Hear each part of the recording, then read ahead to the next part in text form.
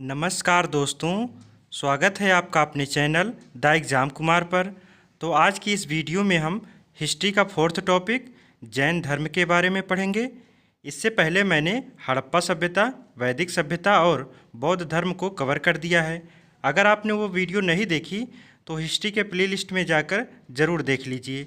आज की इस वीडियो में हम जैन धर्म से रिलेटेड जो भी इम्पोर्टेंट पॉइंट हैं सबको कवर करेंगे और लास्ट में प्रीवियस ईयर क्वेश्चन को भी कवर करेंगे। इसलिए आप वीडियो अंत तक ज़रूर देखें और अंत में प्रीवियस ईयर क्वेश्चन ज़रूर अटेम्प्ट करें। तो चलिए बिना देरी किए वीडियो शुरू करते हैं। तो चलिए जैन धर्म को पढ़ना शुरू करते हैं। जैन धर्म के संस्थापक एवं प्रथम तीर्थंकर ऋषभदेव या आदिनाथ थे। तो याद रखेंगे, जैन धर्म के संस्थापक एवं प्रथम तीर्थंकर ऋषभदेव या इन्हीं को आदिनाथ भी कहा जाता है। अब तीर्थंकर किसे कहते हैं? तो जो स्वयं तप के माध्यम से आत्मज्ञान प्राप्त करते हैं और जो संसार रूप सागर से पार लगाने वाले तीर्थ की रचना करते हैं, वह तीर्थंकर कहलाते हैं। जैन धर्म में कुल 24 तीर्थंकर हुए। तो क्या हमें कुल 24 तीर्थंकरों को याद करना है? नहीं, हमें केवल 3 तीर्थंकर को ही याद रखना है, पहले, 23वें और 24वें। तो पहले तीर्थंकर ऋषभदेव या आदिनाथ थे। इनका प्रतीक चिन्ह है सांड। याद रखेंगे, प्रतीक चिन्ह पूछा जाता है। ऋषभदेव का प्रतीक चिन्ह है सांड। 23वें तीर्थंकर पार्श्वनाथ हैं। इनका जो प्रतीक चिन्ह है वो सर्प का फन है। और सबसे मोस्ट जो है वो 24वें तीर्थंकर महावीर स्वामी हैं। इनका जो प्रतीक चिन्ह है वो शेर है। तो इन्हीं 3 को आप याद रखेंगे क्योंकि परीक्षा में यही ज़्यादा पूछे जाते हैं। जैन धर्म के 23वें तीर्थंकर पार्श्वनाथ थे और इन्हें झारखंड के सम्मेद शिखर पर ज्ञान की प्राप्ति हुई थी। तो जैन धर्म के 23वें तीर्थंकर पार्श्वनाथ थे, इन्हें झारखंड के सम्मेद पर्वत पर ज्ञान की प्राप्ति हुई थी। और ये आप देख लें चित्र पे, ये है सम्मेद पर्वत, यहीं पर इन्हें ज्ञान की प्राप्ति हुई थी। ज्ञान प्राप्ति के बाद इन्होंने 4 नियम बताए जिसे चतुरायण धर्म कहा गया। यानी पार्श्वनाथ ने जब ज्ञान की प्राप्ति कर लिया तो इन्होंने 4 नियम बताए जो चतुरायण धर्म कहलाया। और वो कौन कौन से 4 नियम हैं वो देखें। पहला है हिंसा न करना, दूसरा है सदा सत्य बोलना, और तीसरा है चोरी न करना, और चौथा है संपत्ति न रखना। तो ये 4 नियम हैं जिसे चतुरायण कहा गया। पार्श्वनाथ महावीर स्वामी से लगभग 250 वर्ष पहले हुए थे। यानी महावीर स्वामी से पार्श्वनाथ 250 साल पहले ही तीर्थंकर हुए थे। अब जैन धर्म के अंतिम तीर्थंकर महावीर स्वामी के बारे में पढ़ेंगे। जैन धर्म के 24वें एवं अंतिम तीर्थंकर महावीर स्वामी हैं, जिन्हें जैन धर्म का वास्तविक संस्थापक कहा जाता है। तो यह एग्जाम में पूछा जाता है कि जैन धर्म का वास्तविक संस्थापक कौन है, तो महावीर स्वामी होगा। जबकि जैन धर्म का संस्थापक पूछा जाए तो ऋषभदेव या आदिनाथ हैं। यह बात नोट कर लेंगे। सांसारिक जीवन देखें। महावीर स्वामी का जन्म 540 ईसा पूर्व में कुंडग्राम वैशाली में हुआ था। इनके पिता का नाम सिद्धार्थ जबकि माता का नाम त्रिशला था। इनके भाई का नाम नंदिवर्धन जबकि पत्नी का नाम यशोदा, पुत्री प्रियदर्शनी, और इनका दामाद जो था वो जमाली, यानी इनकी पुत्री का जो पति था वो जमाली नाम था। महावीर स्वामी जी के पिता कुंडग्राम के ज्ञातिक, ध्यान दीजिएगा, कुंडग्राम के ज्ञातिक वंश के राजा थे। महावीर स्वामी जी के बचपन का नाम वर्धमान था जबकि इनके भाई के बचपन का नाम क्या था? नंदिवर्धन।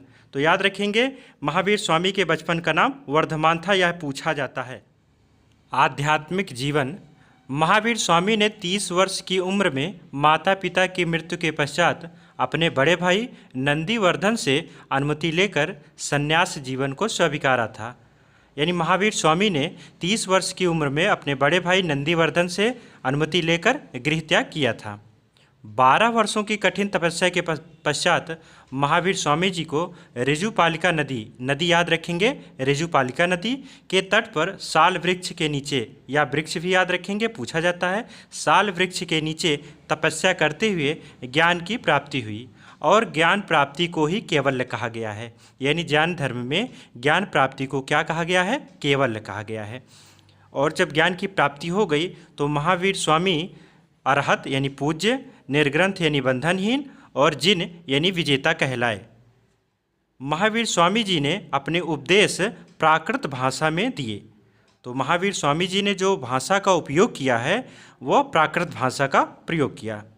उन्होंने पहला उपदेश राजगीर में दिया, यह पूछा जाता है। तो पहला उपदेश राजगीर में दिया, अंतिम उपदेश पावापुरी में दिया। महावीर स्वामी का प्रथम शिक्षु यानी महावीर स्वामी से जिसने पहली बार शिक्षा ग्रहण की, यह उनका दामाद जमाली था। ज्ञान प्राप्ति के बाद महावीर स्वामी जी ने कुल 5 नियम बताए, जिसे पंचायन धर्म कहा गया है। इसी को 5 व्रत भी कहा जाता है। अभी ऊपर पढ़े हैं कि पार्श्वनाथ जी ने 4 धर्म बताए, जिसे चतुरायण कहा गया है। महावीर स्वामी जी ने उसी में एक और जोड़ दिया, ब्रह्मचर्य को। तो कुल हो गए 5 यानी पंचायन धर्म। वो कौन कौन से हैं इसे देखते हैं। हिंसा नहीं करना है, सदा सत्य बोलना है, चोरी नहीं करना है, संपत्ति नहीं रखना है और ब्रह्मचर्य का पालन करना है। तो इन 5 में से जो महावीर स्वामी ने जोड़ा है वो ब्रह्मचर्य है और प्रश्न यहीं से बनता है। महावीर स्वामी जी ने त्रिरत्न भी दिए, सम्यक दर्शन, सम्यक ज्ञान और सम्यक आचरण। सम्यक दर्शन का मतलब होता है जैन धर्म में जितने तीर्थंकर हुए उनके द्वारा बताए गए मार्गों को आपको पूर्ण विश्वास करना है और उनके रास्ते पर चलना ही सम्यक दर्शन कहलाया। सम्यक ज्ञान का मतलब होता है कि जैन सिद्धांतों का पूर्ण ज्ञान ही सम्यक ज्ञान है। और सम्यक आचरण, अच्छे कर्मों को अपनाना है, बुरे कर्मों को त्याग करना ही सम्यक आचरण कहलाया। जैन धर्म में ईश्वर की मान्यता नहीं है बल्कि आत्मा की मान्यता है। ध्यान दीजिएगा, जैन धर्म में ईश्वर की मान्यता नहीं है बल्कि आत्मा की मान्यता है।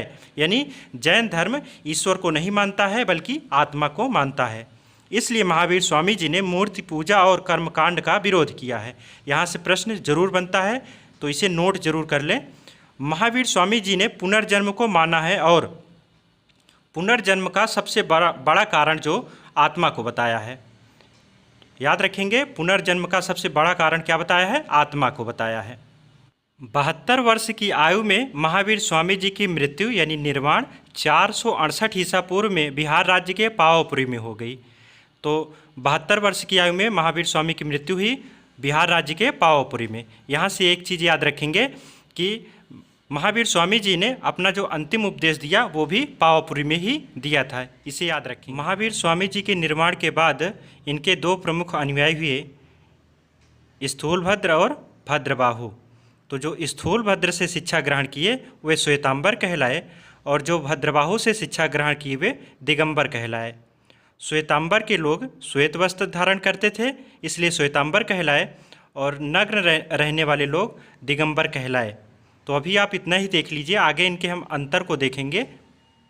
स्थूलभद्र और भद्रबाहु के बाद मौर्य काल में 12 वर्ष का भीषण अकाल पड़ा, जिसके कारण भद्रबाहु अपने अनुयायियों के साथ दक्षिण भारत में कर्नाटक चले गए। लेकिन स्थूलभद्र के अनुयायी मगध में ही रह गए। मैप में आप देखें, ये है मगध और यहीं पर स्थूलभद्र के अनुयायी रुके। लेकिन भद्रबाहु और उनके अनुयायी दक्षिण भारत के कर्नाटक में चले गए। जब कर्नाटक में जा रहे थे भद्रबाहु और उनके अनुयायी, तो उनके साथ चंद्रगुप्त मौर्य भी आए थे। याद रखेंगे, चंद्रगुप्त मौर्य भी आए थे, जिन्होंने कर्नाटक के श्रवणबेलगोला में संलेखना विधि द्वारा अपने प्राण त्यागे थे। तो यहाँ से प्रश्न पूछा जाता है कि कौन से शासक ने कर्नाटक के श्रवणबेलगोला में संलेखना विधि द्वारा अपने प्राण त्यागे थे? तो उत्तर होगा आपका चंद्रगुप्त मौर्य। महावीर स्वामी जी की मृत्यु के पश्चात जैन धर्म के प्रचार के लिए 2 जैन संगीतियाँ हुई। पहली जैन संगीति 300 ईसा पूर्व में हुई, पाटलिपुत्र, आज का पटना और गया का क्षेत्र, इसकी अध्यक्षता स्थूलभद्र ने की। द्वितीय जैन संगीति 6ठी शताब्दी यानी 512 ईस्वी में हुई और स्थान वल्लभी गुजरात है, इसकी अध्यक्षता क्षमा श्रवण ने की। जैन धर्म के कुछ प्रमुख राजा जिन्होंने जैन धर्म को स्वीकार किया था या संरक्षण प्रदान किया था, उनमें से हैं उदयन, बिंबिसार, चंद्रगुप्त मौर्य, कलिंग नरेश खारवेल, राष्ट्रकूट राजा अमोघवर्ष और चंदेल शासक। ये इंपॉर्टेंट हैं, इन्हें जरूर याद कर लें। श्वेतांबर एवं दिगंबर में अंतर। श्वेतांबर को तेरापंथी भी कहते हैं और दिगंबर को समैया भी कहा जाता है। जैसा भी हमने ऊपर पढ़े हैं कि स्थूलभद्र से शिक्षा लेने वाले अनुयायी श्वेतांबर कहलाए और भद्रबाहु से शिक्षा लेने वाले अनुयायी दिगंबर कहलाए। उसी में आगे देखें, श्वेतांबर में ये सफ़ेद वे वस्त्र पहनते थे, यानी श्वेतांबर के जो लोग थे वे सफ़ेद वस्त्र धारण करते थे, जबकि दिगंबर के अनुयायी निर्वस्त्र रहते थे। श्वेतांबर में महिलाओं को मोक्ष मिल सकता है, जबकि दिगंबर में महिलाओं को मोक्ष नहीं मिल सकता है, ऐसा बताया गया है। श्वेतांबर में 19वें तीर्थंकर मल्लीनाथ को महिला बताया गया है, जबकि दिगंबर में 19वें तीर्थंकर मल्लीनाथ को पुरुष बताया गया है। श्वेतांबर के अनुसार महावीर स्वामी विवाहित थे, जबकि दिगंबर के अनुसार महावीर स्वामी विवाहित नहीं थे। जैन साहित्य किसी एक काल की रचना नहीं है, इसका संकलन भिन्न भिन्न कालों में हुआ है। कहने का मतलब ये है कि जैन धर्म में 24 तीर्थंकर हुए हैं, तो सभी के काल में कुछ न कुछ भाग लिया गया है। जैन साहित्य को आगम कहा जाता है। याद रखेंगे, यह प्रश्न पूछा जाता है, जैन साहित्य को क्या कहा जाता है? आगम। आगम का अर्थ है सिद्धांत। जैसे हम लोग वैदिक सभ्यता में वेद, उपवेद, उपनिषद, वेदांग पढ़े हैं, उसी प्रकार जैन साहित्य में 12 अंग, 12 उपांग, 10 प्रकीर्ण, 6 छेद सूत्र, 4 मंगल सूत्र हैं। ये याद रखेंगे। प्रमुख जैन मंदिर। मौर्य काल में मथुरा जैन धर्म का प्रमुख केंद्र था। यहाँ से प्रश्न पूछा जाता है, जैन धर्म का प्रमुख केंद्र मथुरा था। मथुरा कला का संबंध जैन धर्म से है। कर्नाटक के चामुंड शासकों ने श्रवणबेलगोला में विशाल बाहुबली की मूर्ति यानी गोमतेश्वर की मूर्ति का निर्माण करवाया था। तो प्रश्न पूछा जाता है कि गोमतेश्वर की मूर्ति का निर्माण किस शासकों ने करवाया था? चामुंड शासकों ने करवाया था। मध्य प्रदेश में चंदेल शासकों ने खजुराहो में जैन मंदिरों का निर्माण करवाया था। राजस्थान के माउंट आबू में दिलवाड़ा के प्रसिद्ध जैन मंदिर स्थित है। यहाँ से प्रश्न पूछा जाता है कि दिलवाड़ा के प्रसिद्ध जैन मंदिर कहाँ है? तो राजस्थान के माउंट आबू पर्वत पर है। थ्योरी सेशन कंप्लीट करने के बाद अब हम लोग देखेंगे प्रीवियस ईयर प्रश्न को। पहला प्रश्न है, जैन धर्म के 24वें तीर्थंकर कौन थे? तो ऑप्शन सही होगा बी, 24वें तीर्थंकर महावीर स्वामी थे। दूसरा प्रश्न है, जैन धर्म के प्रथम तीर्थंकर कौन माने जाते हैं? तो पहले तीर्थंकर थे ऋषभदेव या आदिनाथ। तो ऑप्शन सी सही होगा। महावीर स्वामी का जन्म कहाँ हुआ था? तो याद रखिएगा, यह हुआ था कुंडग्राम में। ऑप्शन बी सही होगा। अगला प्रश्न है, महावीर स्वामी के बचपन का नाम क्या था? तो ऑप्शन सही होगा ए, वर्धमान। जैन धर्म के त्रिरत्न में निम्न में से कौन सा शामिल है? तो देखिए, यहाँ पूछा गया है शामिल है, कभी कभी प्रश्न पूछा जाता है शामिल नहीं है। तो इसमें शामिल है त्रिरत्न में सम्यक दर्शन। जैन धर्म के त्रिरत्न हैं सम्यक दर्शन, सम्यक ज्ञान, सम्यक आचरण। अगला प्रश्न है, महावीर स्वामी ने गृह त्याग किस आयु में किया था? तो महावीर स्वामी ने गृह त्याग 30 वर्ष में किया था, अपने भाई नंदीवर्धन से आज्ञा लेकर। अगला प्रश्न है, महावीर स्वामी ने किस भाषा में अपने उपदेश दिए? तो उत्तर होगा सी, ऑप्शन सही होगा, अर्धमागधी या प्राकृत भाषा में। तो ऑप्शन में कभी कभी प्राकृत भाषा ना देकर अर्धमागधी अकेले देता है, तो इसीलिए ऑप्शन में दोनों रख दिया गया है। ऑप्शन सी सही होगा। जैन धर्म के 23वें तीर्थंकर कौन थे? तो जैन धर्म के 23वें तीर्थंकर थे पार्श्वनाथ। इन्होंने ही चतुरायण धर्म दिया है। ऑप्शन बी सही होगा।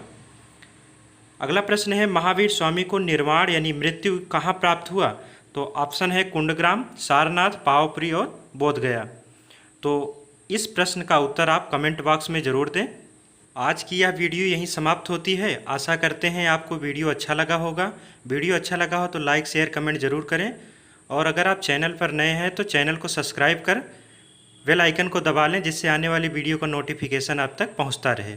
मिलते हैं नेक्स्ट वीडियो में जल्द ही, तब तक के लिए जय हिंद।